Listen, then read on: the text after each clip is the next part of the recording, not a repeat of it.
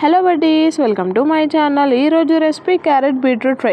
దీనికోసం ముందుగా stove on చేసుకొని ప్యాన్ పెట్టుకోవాలి. ప్యాన్లో 1 టేబుల్ స్పూన్ ఆయిల్ యాడ్ చేసుకోవాలి. ఇప్పుడు ఆయిల్లో పచ్చనపప్పు, మినపప్పు, జీలకర్ర, ఆవాలు యాడ్ చేసుకోవాలి. ఇవన్నీ యాడ్ చేసుకున్న తర్వాత దీనిలో 4 దంచిన వెల్లుల్లి రెబ్బల్ని యాడ్ చేసుకుంటున్నాను.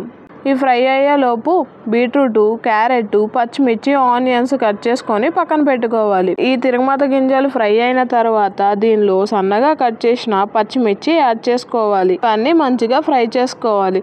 ఇప్పుడు దీనిలో సన్నగా కట్ చేసిన ఆనియన్ ముక్కల్ని యాడ్ చేసుకోవాలి. ఈ ఆనియన్స్ కొంచెం ఫ్రై అయిన తర్వాత దీనిలో కొంచెం పసుపు యాడ్ చేసుకోవాలి. ఇప్పుడు వీటన్నిటిని బాగా కలుపుకోవాలి. ఆనియన్స్ని బాగా ఫ్రై చేసుకోవాలి. ఆనియన్స్ ఫ్రై అయిన తర్వాత దీనిలో సన్నగా కట్ చేసుకున్న క్యారెట్ ముక్కలు, బీట్రూట్ ముక్కల్ని యాడ్ చేసుకోవాలి. ఈ క్యారెట్, బీట్రూట్ ఆరోగ్యానికి చాలా మంచిది. కానీ మనకి పానీపూరి తిన్నంత ఈజీగా క్యారెట్, బీట్రూట్ తినలేం కదా. మంచి ఎప్పుడు చేదుగానే ఉంటుంది. అందుకని కనీసం కర్రీ చేసుకుంటే కర్రీ రూపంలో అయినా తినొచ్చు. ఇప్పుడు దీనిలో కొన్ని కరివేపాకు యాడ్ చేసుకోవాలి. ఇప్పుడు దీన్ని మూత పెట్టుకొని క్లోజ్ చేసుకోవాలి. ఇది కొంచెం ఉడికిన తర్వాత మూత తీసేసి వీటన్నిటిని బాగా కలుపుకోవాలి.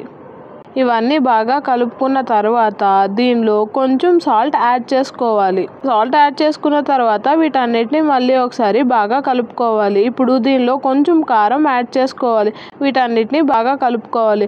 క్యారెట్ మెయిన్గా ఎవరికైతే ఐ ఇష్యూస్ ఉన్నాయో, కంటి చూపు మెరుగుపడడానికి క్యారెట్ బాగా సహాయం పడుతుంది. ఎవరికైతే హిమోగ్లోబిన్ కంటెంట్ తక్కువ ఉందో వాళ్ళు బీట్రూట్ రెగ్యులర్గా తీసుకోవడం వల్ల హిమోగ్లోబిన్ పర్సంటేజ్ అనేది ఇంక్రీజ్ అయ్యే ఛాన్సెస్ ఉన్నాయి. ఇవన్నీ ఫ్రై అయిన తర్వాత లాస్ట్ బట్ నాట్ లీస్ట్ పుదీనా యాడ్ చేసుకోవాలి. అంతే, ఎంతో simple and tasty carrot beetroot fry ready అయిపోయింది. నేను దీన్ని చపాతీలోకి తీసుకుంటున్నాను.